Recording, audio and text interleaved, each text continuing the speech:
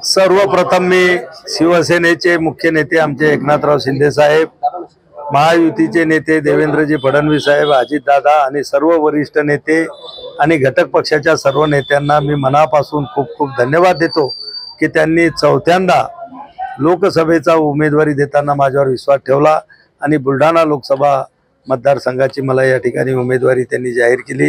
त्याबद्दल पुण्याचे त्यांचे मनापासून आभार आणि धन्यवाद। तुमची उमेदवारी घोषित होण्याअगोदर आमदार संजय गायकवाड यांनी अर्ज दाखल केला, आता काय परिस्थिती राहील? नाही बघा, संजय गायकवाड हे सुद्धा आपल्या शिवसेना चे आमदार आहेत, शिवसैनिक आहेत आणि निश्चित त्या ठिकाणी असं काही त्यांचा अर्ज ते माघार घेतील आणि संपूर्ण बुलढाणा विधानसभा मतदारसंघाची जबाबदारी सुद्धा प्रचाराची ते सांभाळतील आणि त्याच्यात आता उद्याचा जो महायुतीचा मेळावा होत आहे त्याचं सर्व नियोजन स्वतः सन्माननीय आमदार संजयजी गायकवाड त्या ठिकाणी करत आहे। हो, या वेळेला तुम्ही मतदारांसमोर कुठले मुद्दे घेऊन मत मागण्यासाठी जाणार?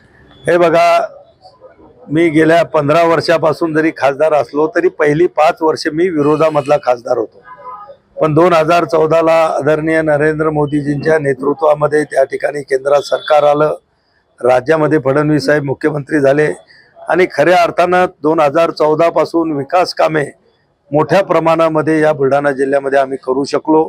सांगायचं जर झालं तर जवळपास 500 किलोमीटरपेक्षा जास्त लांबीची नॅशनल हायवे नव्यानं मंजूर करून ती कॉन्क्रीट रोडनं आता परिपूर्ण झालेली आहेत। हायवे नंबर 6चं काम रखडलेलं होतं तेही पूर्ण झालेलं आहे। समृद्धी महामार्गाचा 87 किलोमीटरचा भाग हा बुलढाणा जिल्ह्यातला तोही परिपूर्ण झालेला आहे।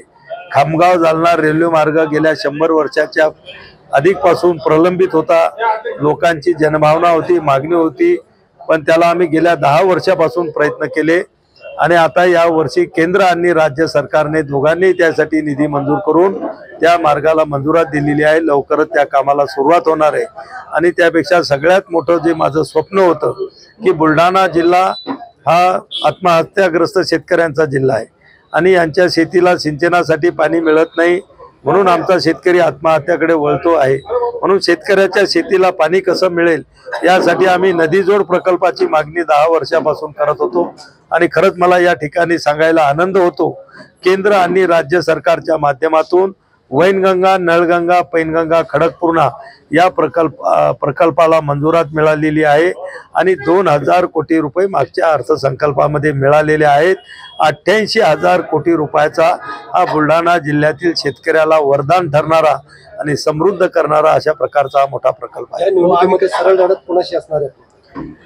हे बघा, अजून बऱ्याच राजकीय पक्षाच्या उमेदवाऱ्या सुद्धा जाहीर होणं बाकी आहेत। हळूहळू उमेदवाऱ्या जातील, अर्ज भरल्या जातील।